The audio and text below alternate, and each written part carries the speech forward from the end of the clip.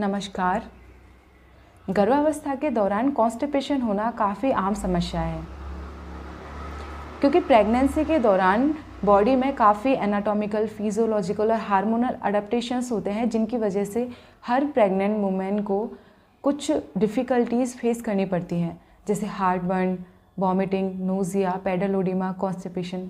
तो आज की इस वीडियो में हम बात करेंगे कॉन्स्टिपेशन ड्यूरिंग प्रेगनेंसी, जिसको आयुर्वेद में गर्भिणी विबंध भी बोला जाता है, और इसको विदाउट मेडिकेशंस घर पे कैसे ट्रीट करें, इसके बारे में भी हम बात करेंगे।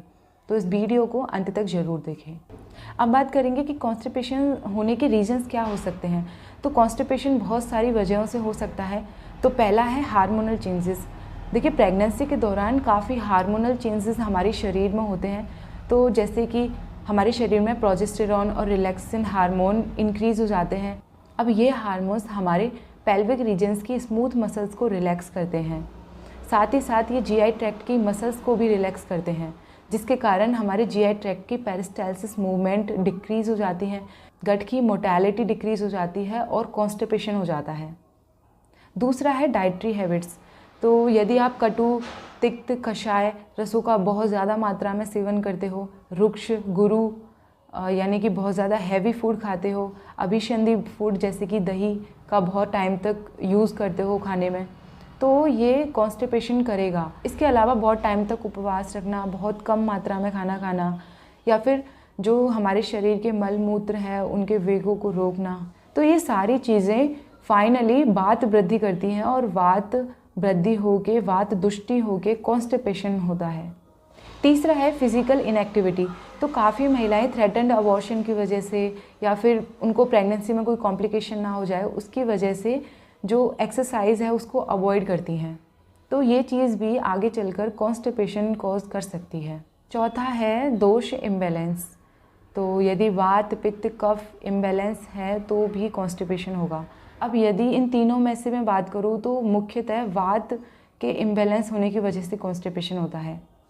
तो वात दोष का एक सब टाइप होता है अपान वात, जो कि पेल्विक रीजन में रिसाइड करता है और पेल्विक रीजन में मिलने वाले सभी ऑर्गन्स के फंक्शंस को ड्राइव करता है।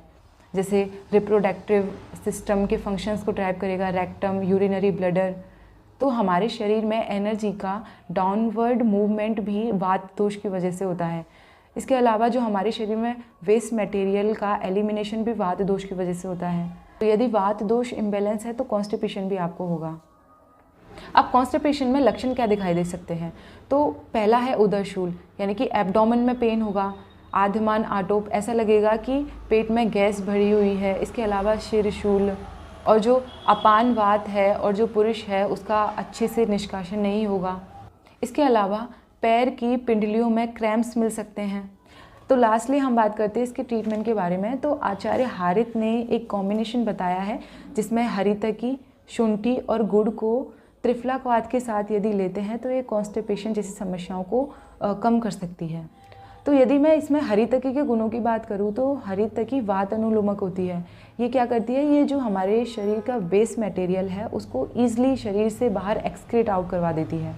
दूसरा है शुंठी। शुंठी उष्ण होती है, जो वात की रूक्ष और शीत जो क्वालिटीज़ हैं उनको काउंटरैक्ट करती है। साथ ही साथ ये डाइजेशन को भी इम्प्रूव करती है। तीसरा है गुड़। गुड़ वार्म होता है, मॉइस्ट होता है, जो कि वात को बैलेंस करता है, और साथ ही साथ गुड़ में काफ़ी मिनरल्स होते हैं, जैसे कैल्शियम, मैग्नीशियम, पोटेशियम, आयरन, जो प्रेगनेंसी के दौरान होने वाली डेफिशिएंसीज़ को प्रिवेंट करते हैं। चौथा है त्रिफलाक्वाथ।